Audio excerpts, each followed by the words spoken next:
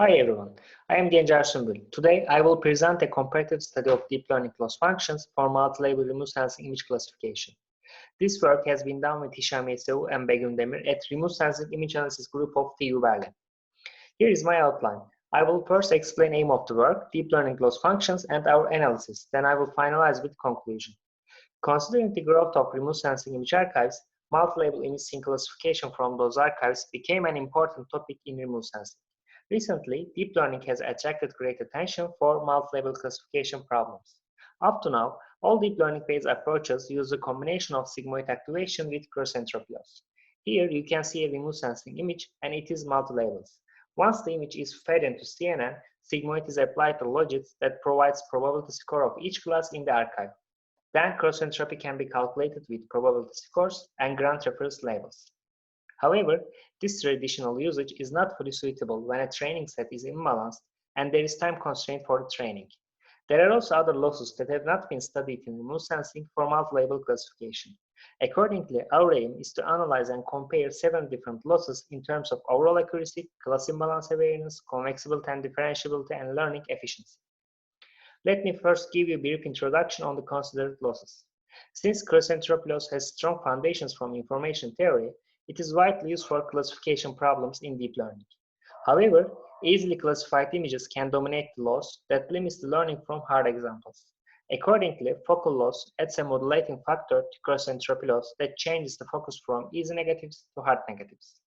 Weighted variant of cross-entropy loss is defined by a weighting vector which is inversely proportional to the class distribution. Hamic loss, on the other hand, reduces the fraction of wrongly predicted classes over total classes. Fiber loss includes a quadratic function for target values and a linear function for extreme values. Ranking loss aims to obtain an accurate order of class probabilities with pairwise comparisons. Sparse max loss aims to provide sparse distributions with a thresholding function that defines which classes will be considered. Before analyzing the considered losses, let me first explain the dataset that we used. For our analysis, we used the BigEarthNet large-scale benchmark archive, which consists of almost 600,000 Sentinel-2 images. As a nomenclator, we use the BigEarthNet 19 that includes 19 classes. Here, we will compare the losses in terms of their overall accuracies. We use the same architecture and training procedure for all losses. Although fiber loss and ranking loss provide the highest precision and recall respectively, sparse max loss achieves the highest F1 score. Here, we will compare the losses in terms of their class imbalance awareness and convexibility and differentiability. To this end, we applied the layer-wise relevance propagation to RGB spectral bands of the images that allows propagating the predictions backward in the CNN and providing heat maps. These heat maps indicate the most informative areas for each class. This figure shows 2 BigEarthNet images, their multi-labels, and heat maps with multi-label predictions of the losses. High heat map values are highlighted in red. For class imbalance awareness, since the focal loss focuses more on hard samples as we discussed, minority classes can be better characterized. Weighted cross-entropy loss considers images with minority classes more than the vastly represented classes due to the weighting vector.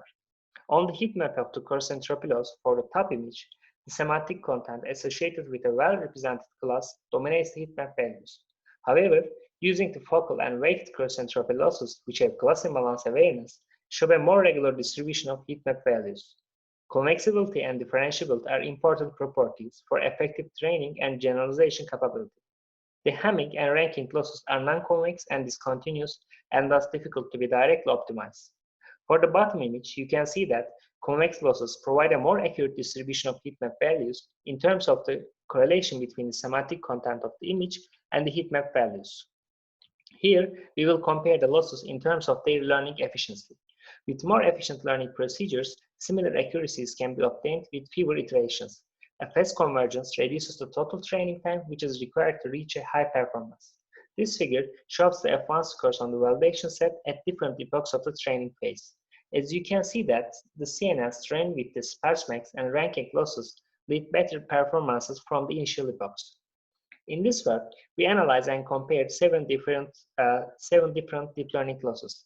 Here is a tabular overview of our analysis. In the feature, we plan to analyze the 3D trajectories of the losses with different deep learning models.